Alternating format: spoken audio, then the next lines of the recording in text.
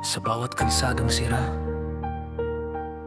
sa bawat ospital na kulang, sa bawat pamilyang naghihintay ng tulong, may isang tanong na paulit-ulit na bumabalik: saan napupunta ang pera ng bayan? Buwis ng manggagawa, pawis ang puhunan, araw-araw kumakayod para sa kinabukasan. Pero bakit ang serbisyo tila laging kapos?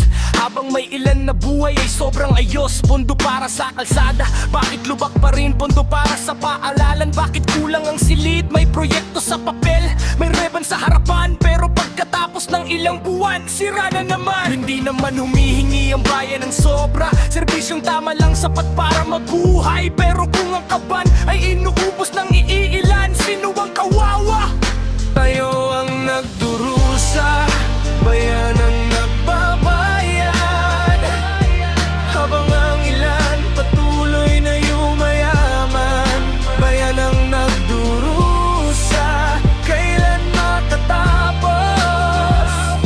Ang perang para sa tao, bakit nawawala sa bulsa?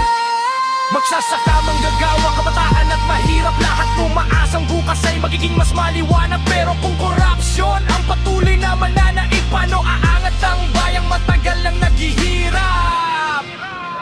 Sa taas may aircon, sa baba pawis ang puhunan. May pirma sa kontrata, may presyo sa usapan. Hindi lahat korrup pero sapat ang iilan para mawalan ng tiwala ang buong sambayanan. May bakang nag-aaral gamit ang lumang libro, may nanay sa ospital nagbibilang ng piso, may tatay na overboy para sa bayarin. Samantalang ang perang dapat sa kanila'y napupunta kung saan. Hindi ito tungkol sa kulay o pangalan, hindi ito tungkol sa partido o kampuhan. Kapag ninakaw ang pundo ng mamamayan, ang ninanakawan ay buong sambayanan. Bayan ang nagduro